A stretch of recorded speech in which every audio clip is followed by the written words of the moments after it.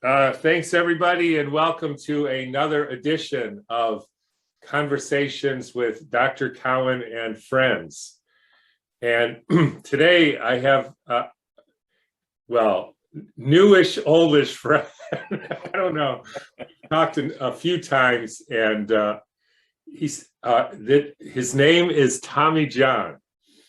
Many of you will know that name and have heard of him and have read stuff. And he has some very interesting things to say. He's one of those guys who says things that I wish I had said and sometimes thought, but said, Tom, you better not say that. And then Tommy says it and all that. But before I get into this, and Tommy, I always tell people, if you hear anything you don't like, sure, please correct me. But sure. I have two feelings right now about this interview. One is I'm incredibly excited to hear what you have to say and pick your brain a little bit. And the other is I have a slight sense of dread. And here's why. Here's why. First of all, okay, go ahead. First of all, my wife is a big follower of yours. And nice. She has an Instagram thing, which I don't have, and which I love. Rarely, not rarely, occasionally she will read me something that you posted on Instagram, and it's very clear to me that 1 hour from now. So you back up a little bit. Usually, I'm very excited to show her my podcasts, like, oh, this guy talked about water, and this guy talked about light, and he talked about, this herb. And so I show her, and sometimes she watches and sometimes not. Sure. But this one, if I say, oh, you got to see this interview with Tommy John, she will sort of run to look at it. And B, at the end of it, she'll say, I think, you see, I told you should be moving more and exercising. And I'm going to say, well, yeah, she's going to say, this guy, you really like and you respect, and he's telling you got to move more, you got to hang and yes. And you're not doing it. Like, yes. What's the problem? Like, and at that point, I'm going to have nothing to say for myself. That's it. I know. Nothing. Like, what am I going to say? Once you've heard the truth, that's it. That's it. So I have a feeling I'm going to change my habits tomorrow. For the short term, at least, but I'll stay on you. Yeah, I'll stay on you. And that's where the dread, it's one of those dreads of things you should be doing, but you sort of didn't do it. And you hope nobody notices, except your wife always notices. Calls you out. And so I don't know if anyways, welcome. And maybe with that intro, so let me say one other thing, because I usually go on a little bit over the years, in my seeing people in my medical practice, and sure, they come with pain and back pain and all that. Yeah. And this is the part where I would think it and you say it and I didn't say it, because sometimes I would. Yeah. My sense was, you don't have a disease, you're just weak. Yeah. Yeah. And what do you expect? You've never done anything in 40 years. What do you think is going to happen? And of course, you do X-rays. You say, well, you have osteoarthritis with Behçet's syndrome and blah blah blah. It's like, and then you give whatever, and the orthopedic guy, and I know. And nobody until you really had the sort of just clarity to say, look, you're just friggin' weak, get over it. Anyways, I'm going to stop there and welcome. And I'm just really grateful, and I'll get over my dread, I think. Tom, that's an absolute pleasure to be here. I got to say, nobody's ever ever introed me that way. And I haven't agreed to a podcast in a real long time. So this is honestly, I didn't sleep too well last night. The last few have literally been people. It's interesting. People are using podcasts now to get guests to then get their information to use with their own clients, like to kind of poach your information. Like it's very weird. It'd be like me having a finance advisor and being like, so what would you do with somebody who's got X number of savings and wants to put, do you know what I mean? Like kind of getting sort of that. And it's just very interesting. So mad respect for you, everything you've done. I've got your books literally sitting right here next to Kelly's and Dr. Northrup's and everybody else's. I've been a Weston A. Price follower for 18, 19 years. This is just surreal and amazing. And the fact that you just said what you said, I can't wait to get into it, because how you talk about contagion and virology and how you make it sound so you can explain it to a 9-year-old.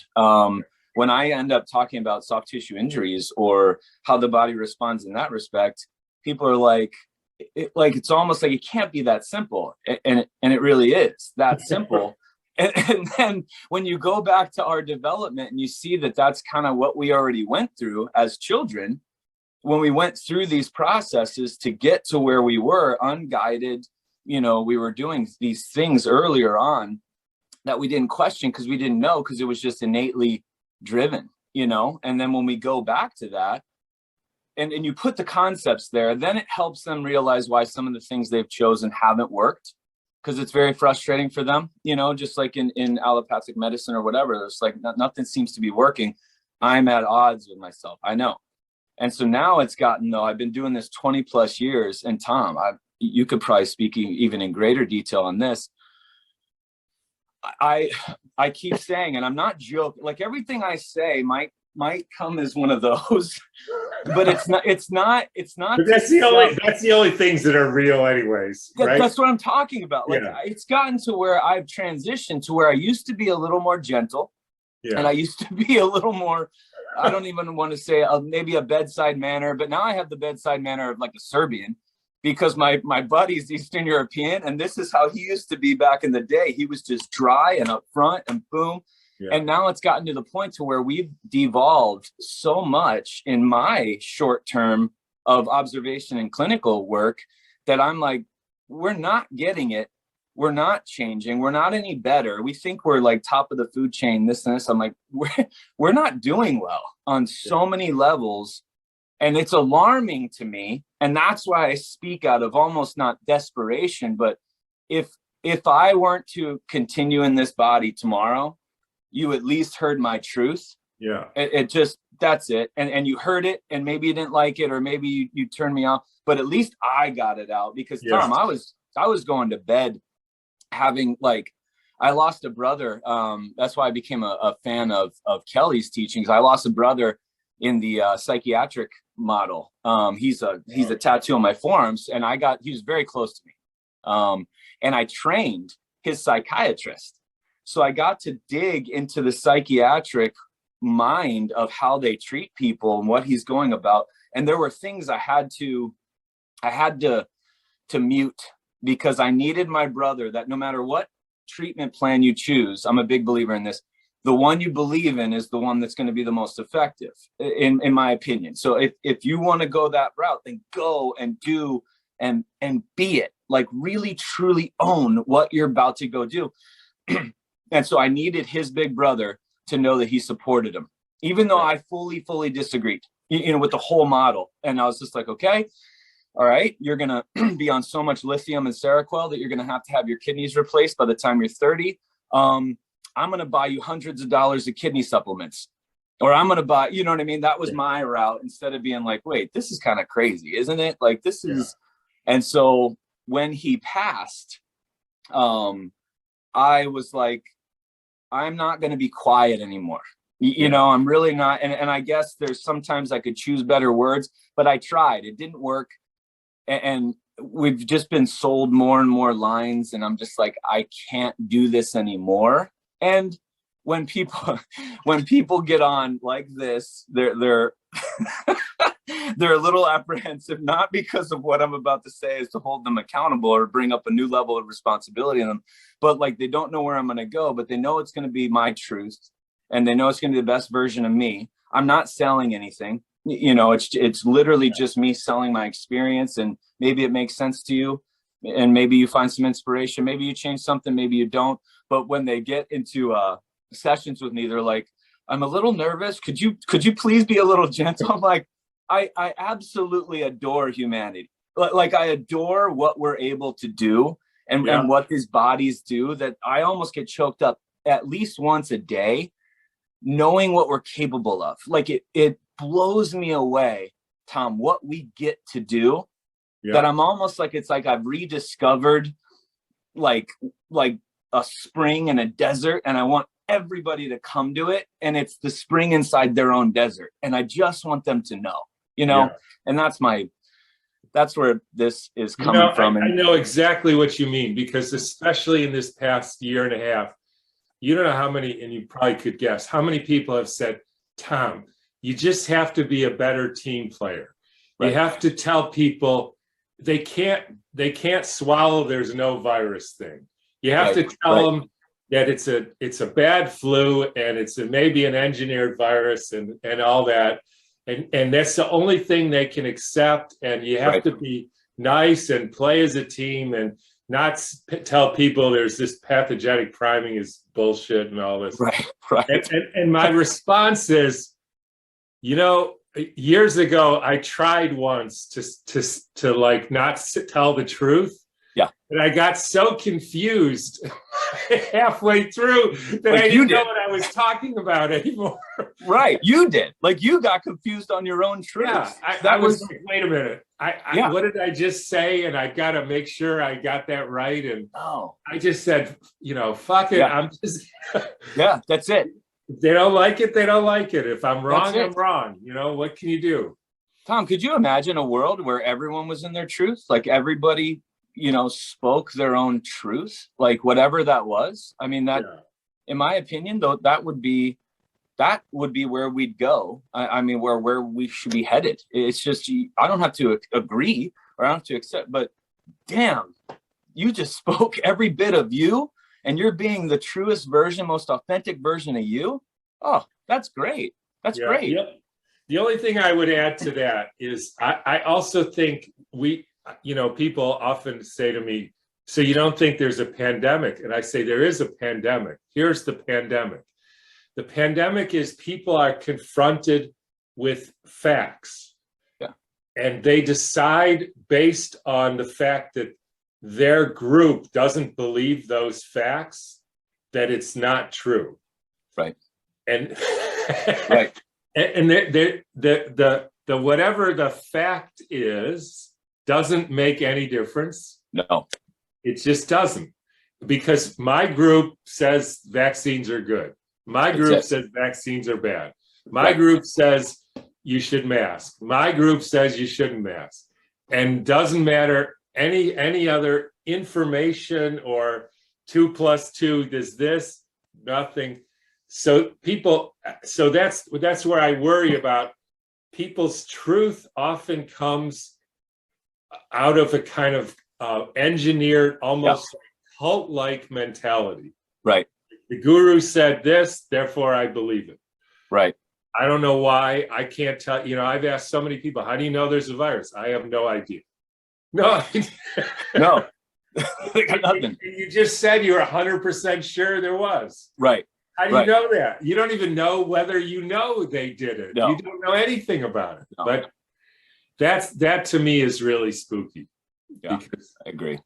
Anyways, we don't need. So tell us whatever you want to say about what you're observing with people, movement, whatever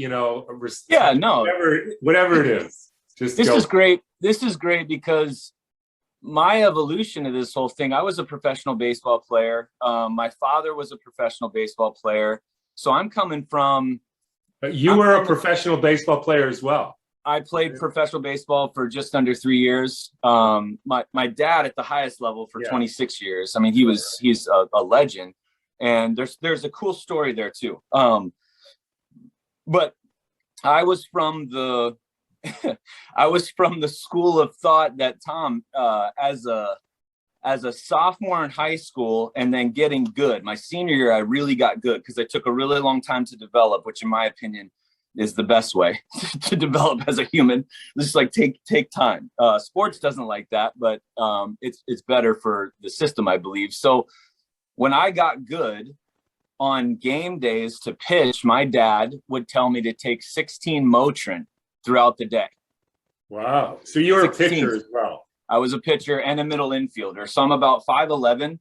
I'm 170 pounds now and quick hands, quick everything. But I was obsessed with the chess matchup pitching. And I'm right-handed, 5'11", probably not going to make it. But everyone would say I wasn't going to make it. And I was like, but then there's an even better story there. So 16 Motrin a day. And that's just what the Yankees would do. So it was literally, you're good. This professional sports mindset in a high schooler. And then I moved on into, I played college ball. I got invited into the best summer program, the Cape Cod League, which was a dream of mine. And then I went in, and this summer team I was pitching with, Tom, I had an achy shoulder, just a little achiness. Like I've had, I mean, we all have this stuff as you're a professional. I don't know a day when you're not feeling your body talk to you about something. And I go and get an MRI, and they inject dye, and 4 different approaches, 4 different doctors. They couldn't get the needle in the socket, this and this. And I had a staph infection 2 days later. Wow. And so my shoulder swelled up. I was on IV antibiotics for a month after that. Wow. Imagine what that does to me, right? And so this is where it's like medicine saved my life. Well, I went in for an MRI. Like they created an environment that my body survived in and fought and did its appropriate response. And then they went in and flushed liters and gave me this whatever antibiotic. I'm like, yeah, they saved me, but they also like put me in the position to need to be saved. And then that was one parallel to my dad's story, which I want to get into. And that's when I became obsessed with the body, because then I go into PT and I realize PT is just a big racket. And I'm like, wait, what are they like? I wanted to pull apart the puzzle, that was everybody's case. And I was obsessed. And then I was obsessed with how my body could change and how it went from pain and this eroded tissue to how it would change day to day, almost minute by minute. And then I was like, wait, there's something going on inside me I was just fascinated. I was fascinated by the engine that was providing my skill of pitching and playing baseball. So then I end up playing 2 years, retired because it wasn't fun anymore. I was just done. I gave it everything I had. I sacrificed going out on the road. I committed, I trained, and you're training on $15 a day food money, and you're pocketing it, and you're, buying a whole thing of loaf of bread in the hotels. And I mean, it was brutal. You're talking about minor leagues here. Yeah. Minor league baseball. And it was just very brutal. But you did the best you could, and it just wasn't fun anymore. And so that's when I was done. And then I got into sports performance training at this place in Illinois. And that's where we started to do things a little differently. It was a gentleman, John McNulty, my good buddy now, Vladimir Chiguz, and myself. And there was this approach to rehab. It started with injuries, Tom. That's what it was. Like, we were just like anybody else. A sports performance house where pro athletes, college, high school, we had groups, we did multi-directional, all the bells and whistles, all the crap. I mean, it was just like any other place. We were just selling it in a different colored robe. That was it. And so I was like, okay, this is cool. I get to do this for a living. Well, then all of a sudden, a different system of rehab approach, like a different eye on like a swollen ankle, let's just say. And it was one of those things where we're not going to ice this injury. Like, wait, you don't do that. I was a pitcher, and I studied, and I had a bachelor's and a master's and icing and Dr. Merkin. And that gentleman said, ice an injury, rest, ice, compression, elevation, because he recognized a severed finger stopped decomposing when they put it on ice and blah, blah, blah, blah, blah. And so when we started to not ice injuries and we started to move them, even in their most critical state, like way, way early on, the results, the long-term function of the person and the immediate was better. Now, the swelling didn't go away immediately. The coloring did, but that's the healing risk. That was appropriate. I used to tell people, okay, that the swelling is your body's immobilization technique. Cast. It's a cast. It's beautiful. Cast. Yeah. And that was the same thing where like a body casts itself. How brilliant is that?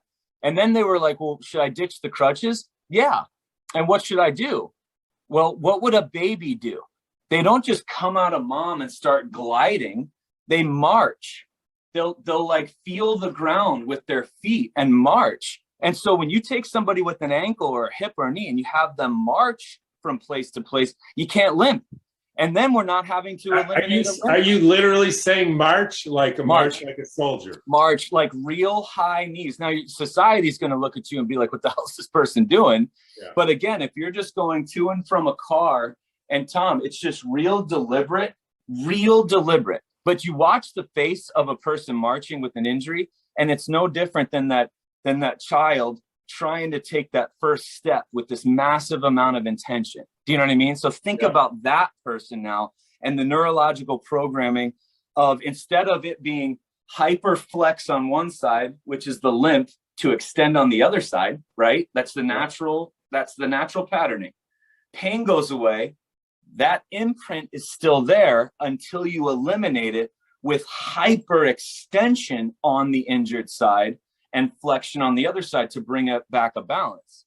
Because that limp pattern will stay there and be like cloaked, but because the symptoms are gone, pain's gone, person seems to be walking, you're good. And then all of a sudden, same ankle. Yep. Well, once you roll an ankle, always roll an ankle. Now that's bullshit. That doesn't make any sense. Yeah. Or then it goes from an ankle to an ACL, or an ACL to a herniated disc to a torn labrum in the shoulder.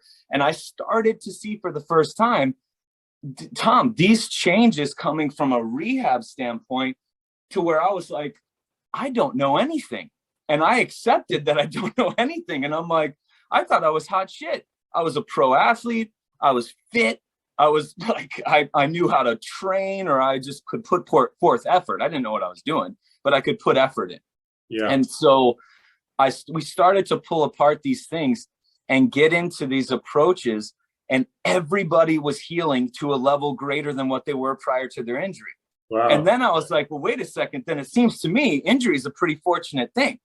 Just like you would say, you know, maybe measles, whooping cough, scarlet fever, like these are great things. I mean, it's very, you know, they're maturation processes. We want that stuff to happen. If we do it right, with every insult to the body, every expression, if we do it right, because Tom, it's not an ankle. It's a big toe connected through the foot, ankle, calf, to the knee, to the hip, to the spine, to the shoulders, to the hands. And if we do all of that, the entire system just elevated from a measly sprained ankle. Here we go. You found an opportunity. And if it's sports, they also have an opportunity to take a break from their sport, which is like unheard of because you don't take breaks, right?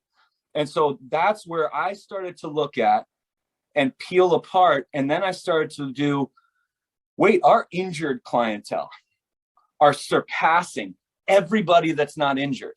When I'm just observing, why don't we all do things like we're injured? Why don't we all just go that approach? And if you look, now so let me stop you there for a minute, just to see if I'm getting this right. It sounds like when you started with taking somebody who's injured, and they have a compensation pattern which doesn't work for them. Yep. So you started seeing that, and you thought, what if I brought in a different pattern that is actually not only just healthier, it's an enhanced healthier pattern, and forget about the injury per se, but just work on the patterns of movement. And then you're sort of imprinting patterns of movement into people, which then makes everything function better, work better, align better, and then the ankle starts healing. And exactly that. And here's the thing, that pattern initially, that injury pattern is survival. It's to then keep us braced and functional to get away from the lion. And then once we get into our cave, then we're supposed to get back to life. The only problem is when we get back to our cave as humble Americans, we boot it, crutch it, drug it, ice it, put it up, and you're like in your cave for 3 months and haven't done anything. Then you rise out, you're going to fight again. And so that pattern is very, very natural. We're just instilling to the brain, hey, it's okay. Thank you for doing what you did initially.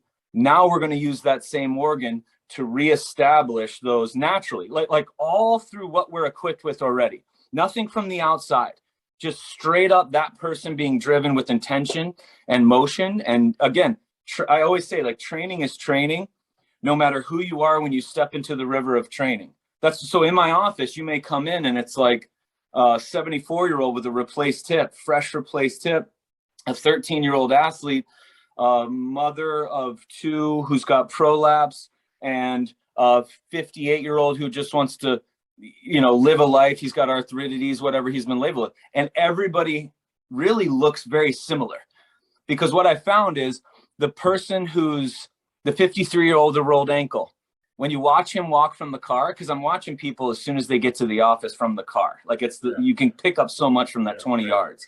And so I'm watching them, and they look like a toddler, or they look like an early stage child. And I was like, wow, they're really looking, I wonder what that child would do then.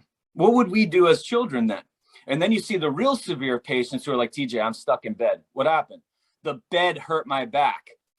Did the bed hurt your back like germs cause diseases and baseballs hurt arms? Or was it your inability to upgrade and react with the bed? Because I've seen beds go to graveyards that had no business going to graveyards, right? So they're like, I'm in a bed. What can I do? Well, then they've just been thrown back to an earlier stage that they've already gone to. What do they look like? They look like the infant. And what's the infant doing? Laying in bed, discovering their arms and legs, breathing, nourishing from source, hopefully breast milk, and defecating and sleeping. So guess what that person's doing in bed?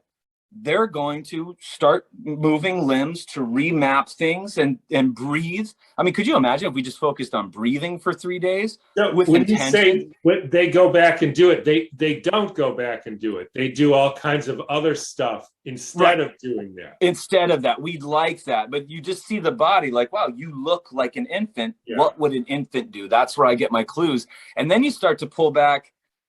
Pilates, like Joe Pilates was a savage, and we always think it's like this long-legged woman exercise routine. Well, that's just the ones that do it best because they're mechanically advantageous of those moves. The moves don't create that person. Those people go into those moves. But Joe Pilates goes, we should be moving all the time.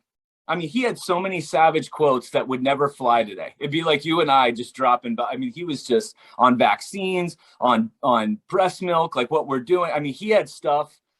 Oh, it was brilliant. But he said, let's hook up pulleys, ropes, and springs to hospital beds so people could train and move in hospitals. That's where the reformer came. Then we made it into a training system where we have everybody laying on their backs like in hospital beds. I'm like, you guys are just training like people in hospital beds. That's where it came from.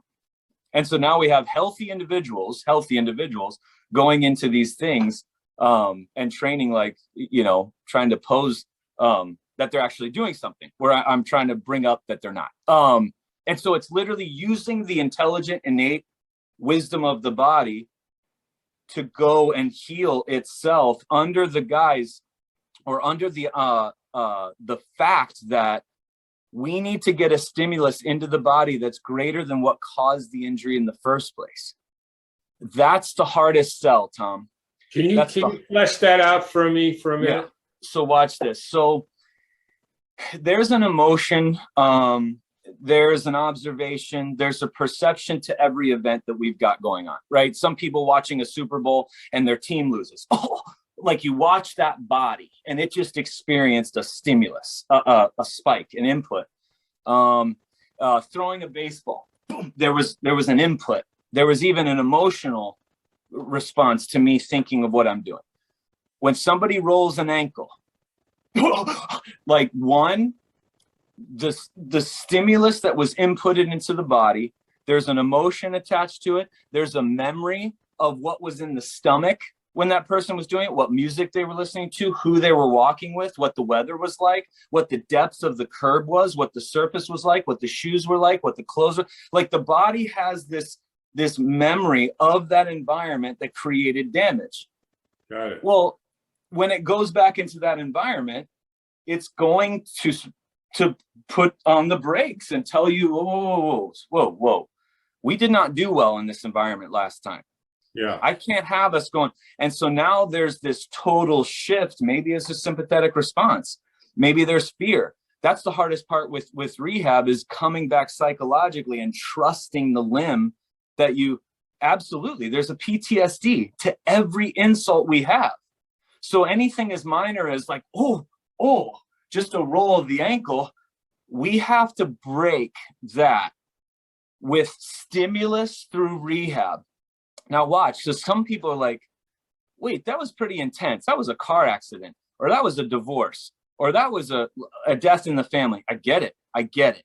But the body, by design, to protect itself so it doesn't get harmed in those environments ever again, will create this protection response.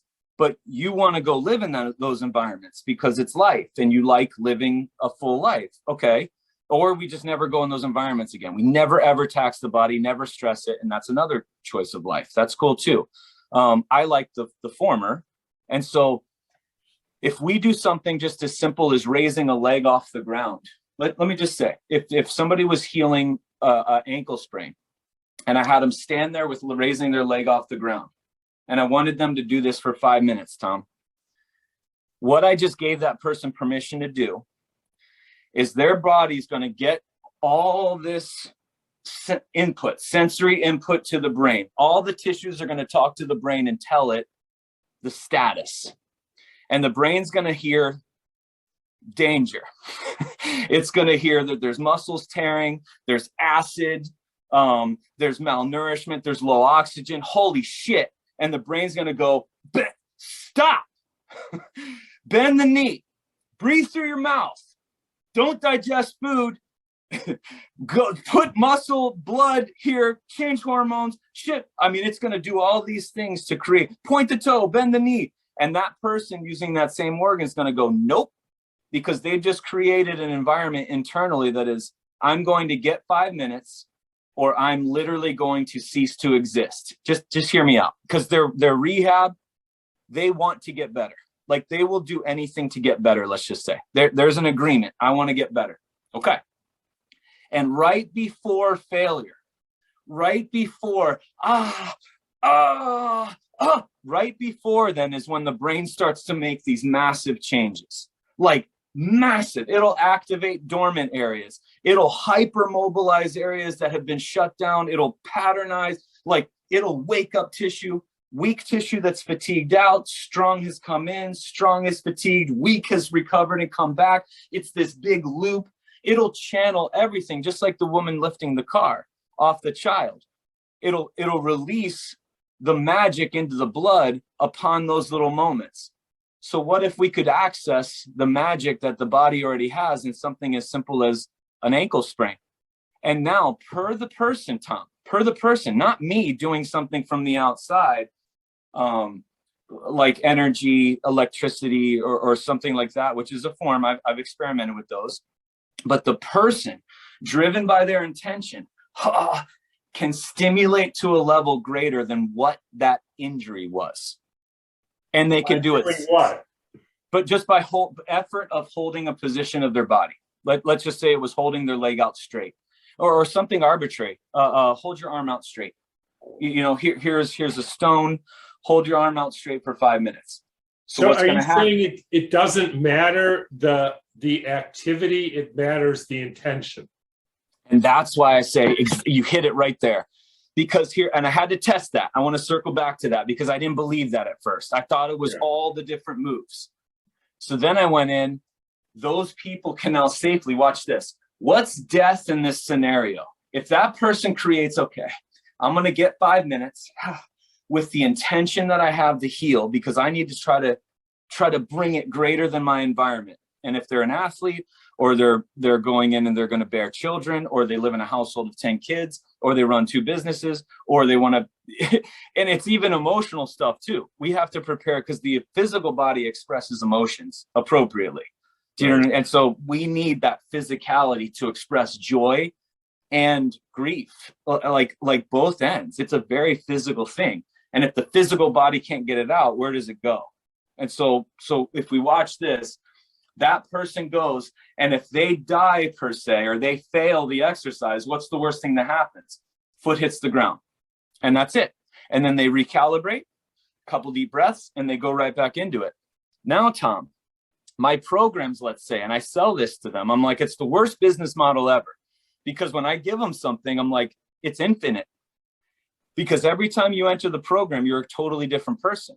Your experiences are different. Your dreams are different. Your nourishment is different. Your environment has been totally different. So you going into raising your leg off the ground on a next Tuesday is totally different than it is today. That's why I don't take notes, because I don't know who they are. You know what I mean?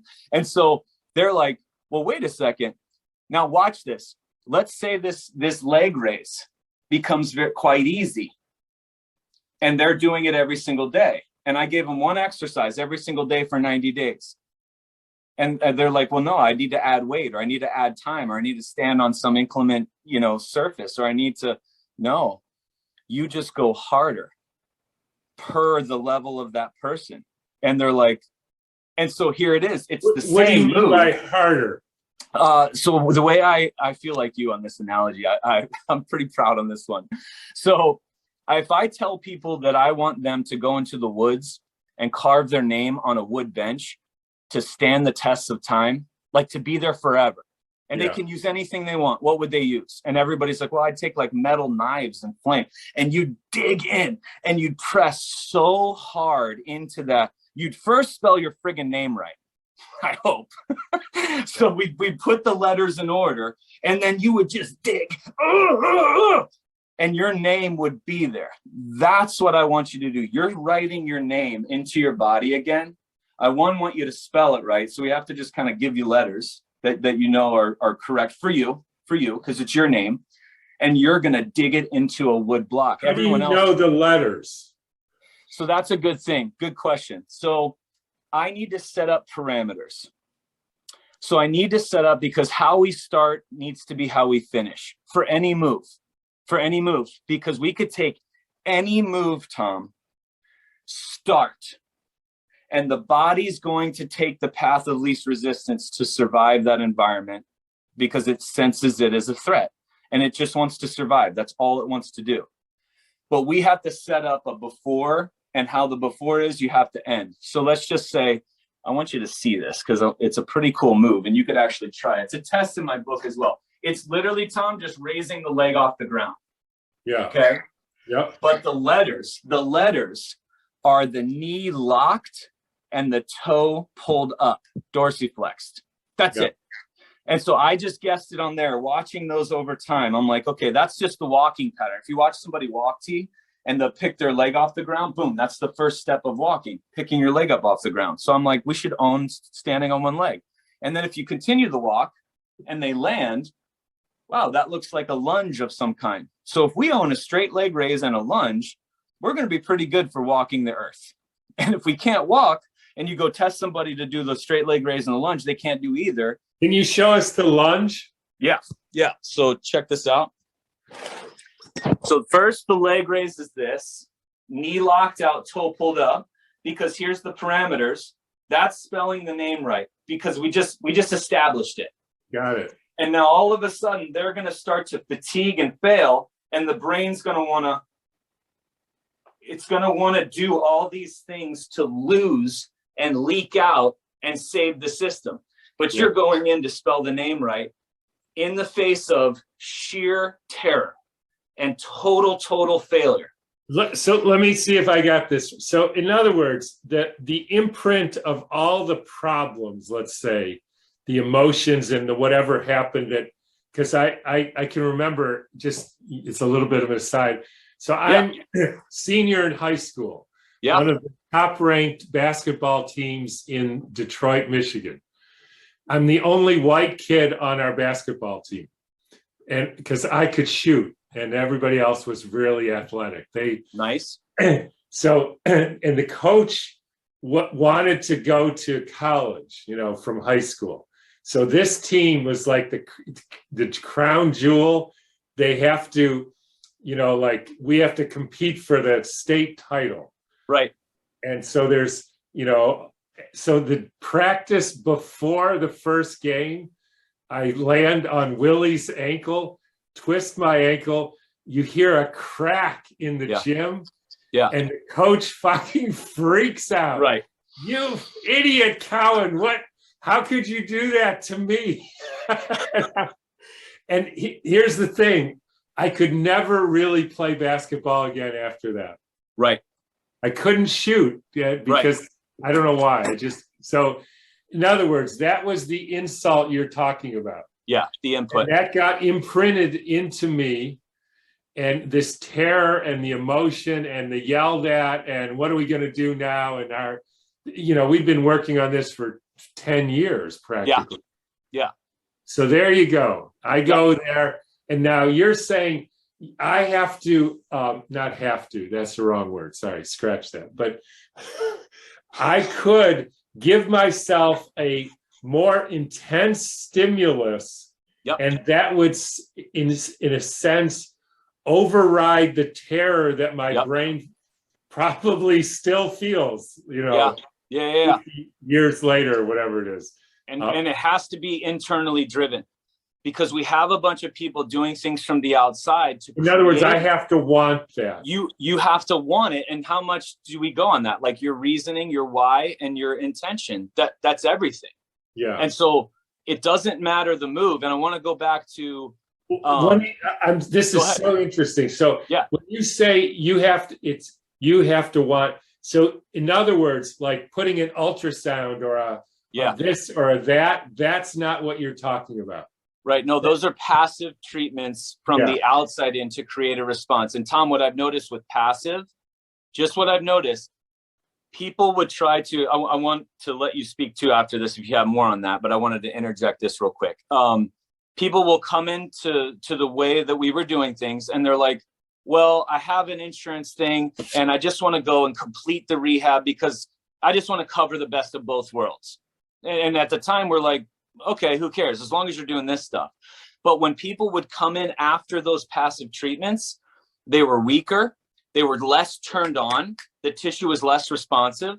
Everything was worse. And we're like, what'd you do? Oh, I had deep tissue. I had acupuncture. I had a chiropractic. I had ultrasound. I had laser. I had, you name it. You name it. It was the stuff. So what we noticed, it took about 3 to 4 sessions of our approach to undo that. Wow. And so that's when I started to, nope, you can't do PT. And then I was, of course, the dick that was like, you're just all or nothing. And I'm like, no, I've seen people, they're not better, they're worse. And so I say, you can choose the passive approach, but it sets you back according to my 3 to 4 inputs of what I'm talking about. You know? Yep. So in other words, once that initial insult happens, you have to make a decision and do something yourself to undo and redo the pattern. That's it. Okay. And then watch this, T, because then some people will be like, well, how do I know it's what I'm, because they get on this. I want to know that what I'm doing is right. And it's like, okay, because I had to test this. You know, if it was an ankle, I mean, it's pretty basic with like an ankle. If you see an ankle, you were this for so long. So we want to undo that and do this on both sides. Reteach the walking pattern, which is just these 2 moves right here. Like just those 2 moves right there. But then you got to understand like the ankle's linked to the hip, that's linked to the spine, that's linked to the hands, linked to the shoulders. So we got to get everything, but just those 2 for right now. And then I started to watch, I'm like, let me just try this because this is how I work. Hang on. So do you do the straight leg on both sides or just the one? Both legs, because you got to balance. And the strong side will keep going stronger. This is another thing because medicals say this. don't train the stronger side. You're going to keep in balance. Just train the weak side. It's like, you don't want to bring the strong down to the weak. You want to bring both. The strong goes higher and the weak per se climbs even more. So you want to do both of them. Could you show us that lunge again? Yeah, of course. So Tom, I'm going to tell you right now, you don't have to do anything. If you want to do these, I would own these two right here, because I did hear you on a podcast and you were promoting walking. Like, you're just like, walk. I'm a big advocate for walking. Just get outside and walk. Own these two positions forever, and you'll be able to walk as long as you just, as long as I want to see that. I want to see exactly that. As long as the input is greater than your mileage out there, then you should be good. The balance is good. So we got this here, knee locked out, toe pulled up. Yeah. To the level of your height, whatever height you can manage. If I go here, I'm going to bend there. So I lost it. This is my threshold. That's it. As long as you can. 5 minutes. 5 minutes. So now watch this. The minimum for people's lives is 3. But for the life you and I want to live, 5 is a good minimum to be at. Yeah. And if you can't do the first day 5, you just keep doing it. No, so watch. This is good. So here's the thing. If we do it right, we want to fail, Tom. Because if it's easy, it's not changing you. Yeah, right. And this is where people they're like, I did 5. I'm good. And it's like, no, you have to go. Watch this. So watch this. Here's the progression. We're going. It's like, oh my God. Oh. And everything's shaking, Tom, and things are starting to get scary and the body's starting to freak out. But you're in the face of this, just like in the face of food. When you're hungry and hunger, you're fasting. You're like, nope, I'm not going to eat. You're making that choice. Yeah. Same thing here. I'm not going to stop because I know why I'm doing this. And it falls. 228. Stop. Couple deep breaths. Remember your time. Right back up. So however many sets it takes you to get 5 minutes total. Got it. And you do it literally with a clock. Least number of sets to get 5 minutes. Now, Tom, knowing you and knowing just how you are, you're going to get 5 in a period of time. You're just going to get it because you're not going to not let yourself go. You know why. You're just going to keep going, and you're going to get it. Okay? Now watch this. Here's where I tell people, pretty soon, you're going to be doing this. I got it. 300 seconds. I did it. What's next? That. Well, wait, but it's not going to change. I don't understand. It's becoming very easy. That's where the carving of the name into the bench comes in, is because instead of doing it to not tire out or do it in a manner that doesn't disturb you, you're going to do it in a manner, that's as hard as you desire to go. By pulling it up. That's it. More intention. And Tom, there's the perfection of it, because it has nothing to do with me. Yeah. How would I know what exactly you need? I don't. And so here's the thing. Won't somebody hurt themselves? No, because they go as hard as they can. And the body just fails before any problems will occur. Now, here's the beauty part. I've seen people with torn ACLs, torn labrums, like 2 days ago, tore ACLs, like days ago. If they can kind of march and stumble, they can stand on one leg. Can they stand on one leg? Great. Now they're standing on one leg, both legs, in the face of 5 minutes. And pretty soon that person with no ACL is going to be able to do it in a couple weeks. And then they're going to be able to do it really hard. And then we're going to stride out into a lunge. And they're not going to be good at it first because the brain's not good at it. And then all of a sudden they're going to get good at it. And then all of a sudden in like a month, they're doing a 5-minute lunge and a 5-minute straight leg raise in the face of no ACL. Wait, I thought you didn't have an ACL. I don't. But the body adapted to no ligament being there. And it's almost like being born again. Like a baby's going to not develop if it didn't have an ACL. It's just going to be like, I'm going to figure this out another way, And so we just literally go back and redesign from the ground up with the person leading the charge. Got it. And that's how I rest my head at night, knowing that I gave them some form of template to put them in the face of stimulating greater than the injury, which sounds dangerous, but I can rest my head knowing it's not, because the body will just stop before any problems will occur. If they have no ACL and you put their version of them with an ACL, the body will just go, and it'll just quit. It literally would just fail no matter how much you try. And it's like, wait, this is like a perfect sweet spot for everybody, and everybody has their own. And it's not to be judged, T. Like, I'll literally go, and someone got 12 seconds the other day. I'm like, let's go. That's freaking awesome. You've never done this in your life. Let's go. And then they go, and then in 2 weeks, they're at minute 8. And then all of a sudden, so we do 5 minutes one leg and then 5 minutes in the other leg. Yeah. Now I got to see the lunge. Okay. And then the lunge. And then I want to go back to, because you said the variations of the moves. I want to touch on that because that's very important. So Tom, this is determined, the ability, we want to stride longer than any walking stride anybody would ever take, because we're trying to create an environment that's greater than anything out there. And if we're just talking walking, you and I, we enjoy walking. I never want to lose the ability to walk, and I don't think anybody else does too. Right. Okay. We don't want to lose the ability to walk. Fine. The walking pattern is this, and then we plant, stride. Okay. So if my walk, like a really aggressive walk, is maybe here, I'd want to get the most aggressive stride length that my body can allow.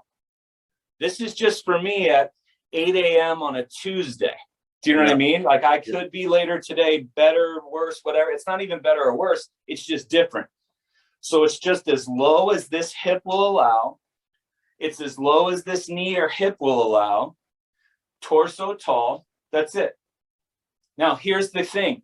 I always talk about the feet, ankles, and calves being tires.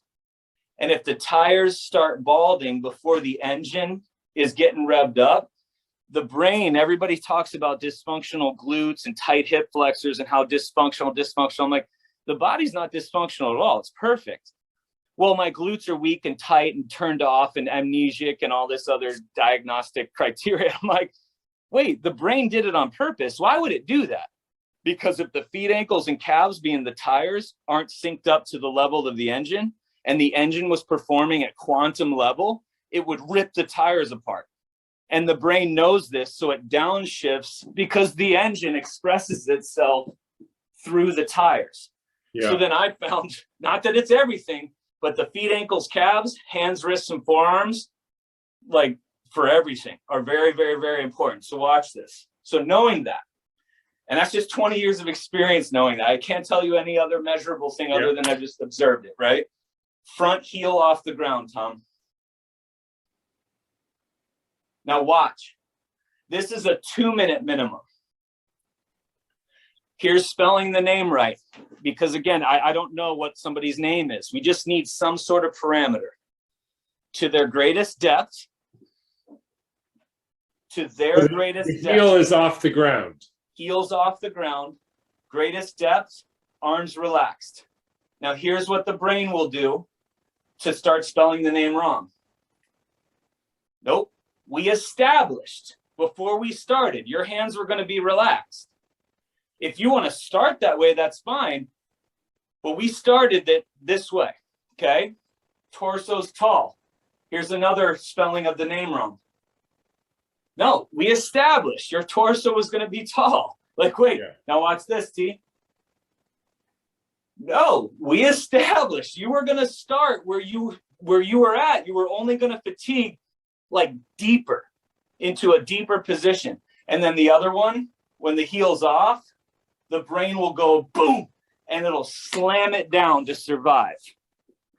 It'll slam that down. So again, when any of that stuff shifts out of position and you can't make the correction, that's the perfect weight on a bar, so to speak, because the body is telling you, you don't have the capacity to support your body weight in this position for this level of stimulus, for this length of time, for this level of attention. And it's just trying to like protect you. That's where the compensating comes in, just to protect you in that environment. And that's when you stop, take a deep breath, and then restart. Perfect. And then pretty soon you stay with that. That's where the perfect comes in, because the brain will literally just fail. You could take that no ACL, you could take that torn labrum, you could take that arthritic OA hip, you could take the degenerative disc, herniated disc, whatever. And as long as they test in and they look like there's no symptom really increasing during that move, can you do it? Yeah, I feel good. Go. Because the body will come out of it and try to shift in that position to survive it. And so that's where I go. People are like, well, how do I know if I'm doing it right or wrong? There's not a right or wrong, but how you start is exactly how you should finish, because your body's going to want to start just to kind of spell your name, sort of. In other words, you have to start the move, quote, properly. That's it. And then just do it as long as you can, and take a break, keep going, 2 minutes, 5 minutes. Yep. And you will essentially adapt and increase your strength. And I think what you're saying, correct me if I'm wrong, but even a person with a, quote, torn ACL can end up with a stronger knee in a year or 6 months. And Tom, I've seen this because we had a kid, we didn't know it was torn. There were no signs that led to us even needing imaging, because he didn't express. He got hit on the sideline his junior year of high school, and it was a pretty horrible hit. The cameras got it, and it was like he had been training with us for years in this model. And it was like, you okay? No swelling, feels stable, tests, all these strength tests. He's good. So he keeps going. And then all of a sudden, his senior year of college football, somebody dove into his knee and just absolutely obliterated it. So they go in, and it was PCL, LCL, meniscus. I mean, it was like it was everything. But when the doctor was in there, he said, your ACL fused to the bone, and it's been torn for quite some time. And for that amount of time to pass to where it looked like that, it was like 5, 6, 7 years. Did you ever? And so again, we just theorize because this kid got pounded, but then you start to take a non-high profile athlete like that, and the person just wants to play golf, or they just want to farm, or they just want to go on walks with their wife or husband, and you put them in, you would never know that they don't have an ACL, because the musculature will adapt to create an environment that stabilizes what the ACL would have done. You just stimulated it in that environment with no ACL. Yeah, early on in my medical career, I remember taking care of Christian Science patients, and one came and, I thought he had a fractured femur, and I said, we got to do an x-ray. He said, no. And I said, why? He said, because if I see it on the x-ray, then I can't heal it with my mind. Wow. And powerful. And I sort of got it right then. And so I said, fine. And so we never knew whether he had a fracture or not. Right. I mean, I knew it was, but right. He healed it. And that was it. He knew that he couldn't do that if he saw it, because it would give this image like that the bone is not it's like crystallized sound, really. Sure. And he knew that, but if he confused himself with this physical image, he wouldn't have the power. So, we've done an hour. We are not anywhere near the end of. No, we didn't cover anything. We got to have parts to this. I do want to wrap up, because I never got to.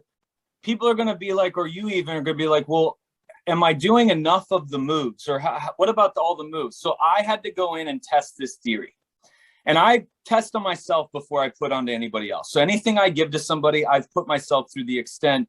I mean, running direct electric current in a full bathtub, like while I'm in it.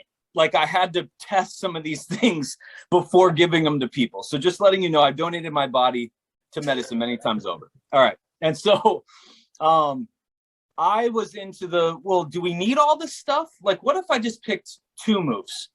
What if I just picked 2 moves and did those for 6 months? And that was it.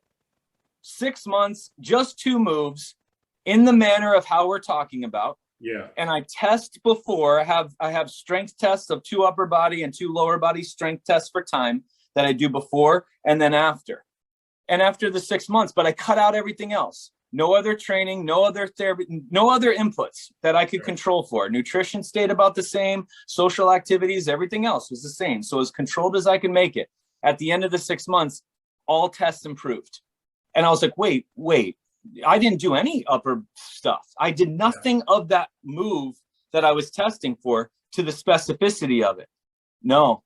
And it wasn't. It was literally, you could literally through thought create an internal environment to create tissue change strong enough if we were disciplined enough, like, and so this is just an easy way to kind of, let's get the body in a position to create those levels safely, So let's see those 2 moves.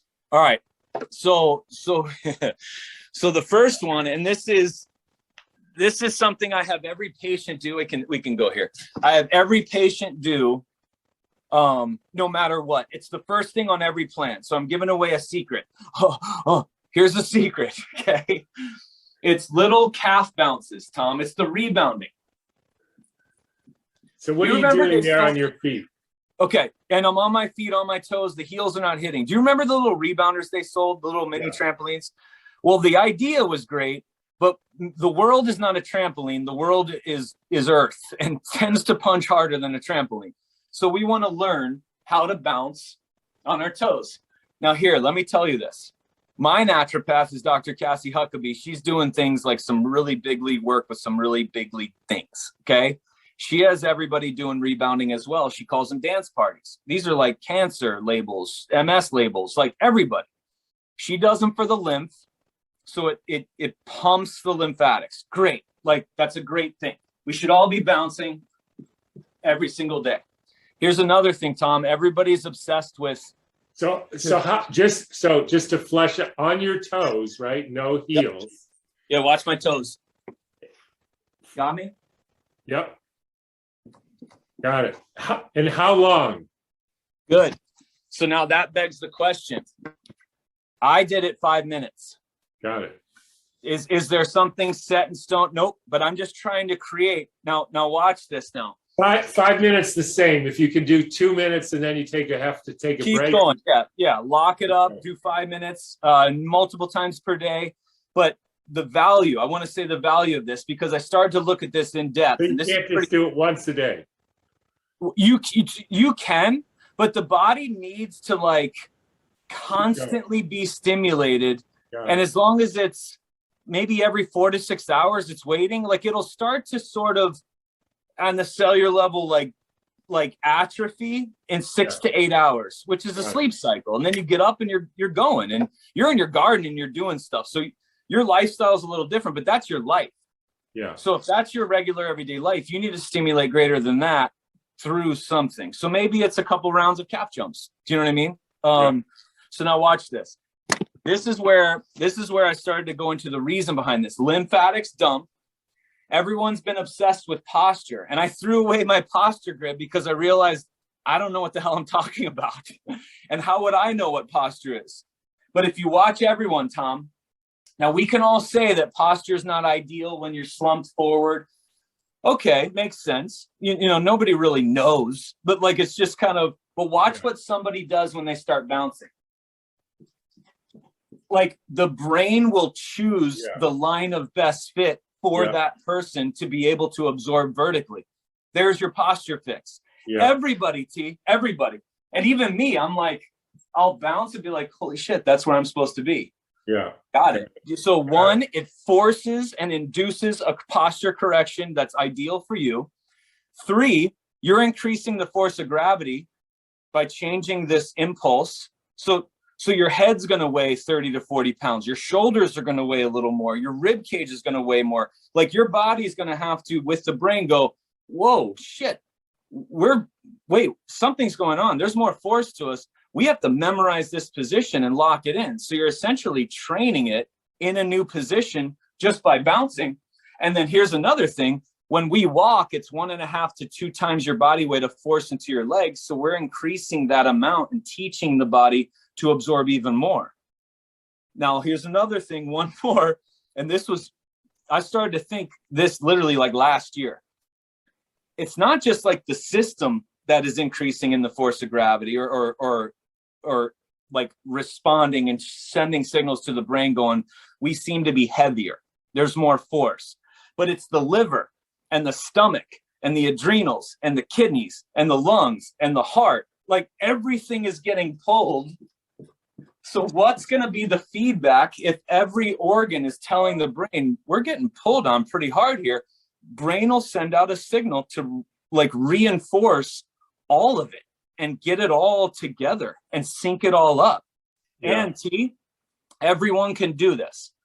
Because let's say that I've had somebody who couldn't, I asked them to bounce and they couldn't for various reasons. So they hold on to something and they just kind of change direction on their toes. You know what I mean? They'll just flutter. They'll just flutter until they're able to bounce. But they should be able to bounce on the earth, in their shoes or in bare feet or whatever. That's one of the bigger moves. Now I want to show you something on intention. Watch this difference. So this may be the intention that is enough to prepare me for my life. But this might be the intention to prepare you or I for a life that we want that's greater. Watch this. Simple change. Going from here. Do you see that difference? Yep. And I created that. Like I did that. So I put on plans, calf jumps at varying intensities. And then it's up to that person. So in other words, once you can do the toes, then you start doing it on you start really attacking on the toes and you dorsiflex them when you leave the ground. It's almost like punching and recoiling to be able to just, because all you're trying to do is stimulate greater than you did yesterday. Got it. That's all. Like, what's the trick there? So that was one, calf jumps. And then it was the lunge. So calf jumps and the lunge. And at the end of this, the deadlifts, the glute ham, the push-up, the hangs, all these things improved. Just calf jumps and lunges. So again, are those the two magic moves? No, you could just pick anything. If the stimulus is great enough, the whole system will change. And Tom, we had people coming in who were yoga instructors, Pilates instructors in all these training systems that were supposedly like really good. And these were masters of them. When you had them come in, usually they're experiencing an injury, and you test them with some of the positions, they couldn't do any of them. And then what happens with our clients, when they go into those yoga classes or those Pilates, they just crush the class. And it was like, wait, you're not even doing those moves. Yeah. No, because it's inclusive to the performance of the human. That's what we were training humans to be humans. They're training people to hold positions and look like an American yoga class for a little while, but not a human who could survive in the world. And so that was a big eye opener. You know, there's a certain similarity, I think, with super slow weight training. Yeah. Still good. Yeah. Think of this, T. Holding these holds for this long, everyone's like they're isometrics. Well, you're actually moving like 2 to 3 inches in a 300-second time. And so it's 13 to 15 oscillations across a joint per second. So if we strip the skin away, it will go like back and forth to calibrate times 300 seconds. There's 4,500 reps, team. Yeah. That's baby reps, right? Because babies are like 4,500 reps. What the hell are you guys doing? That was like before 6 o'clock for me. You know what I mean? I'm like clocking in. And so plus these positions allow the freedom of the person because we have to push to a level greater than what life demands. Yeah. And that's the hardest sell. And I tell people that in our first visit, I'm like, I cannot sell this fact right here. Yeah. You need to push greater than what you desire your outcome to be. And I can't make that happen, you know? All right. D, this is great. We got to have round 2, man. Yeah, we're going to have round 2. And I can only say I actually didn't didn't have the experience of dread. I had the experience of, I'm going to go out and to start doing this. And I am thrilled. I'm grateful and thrilled. And Tommy, I'm just, glad to know you. And I appreciate everything you're doing. Of course, I've always respected your stance and everything. And this was engaging. This was fun. And it finally felt good. I had no idea where we were going to go. I was talking to my friend last night. I'm like, I'm kind of nervous. Like, I'm kind of like, I don't really know what he's going to ask me, but we stayed in our truths and it always, we're going to do round 2 and yeah. All right. Much gratitude. Thank you so much, Tom. I appreciate it. All right. Take care.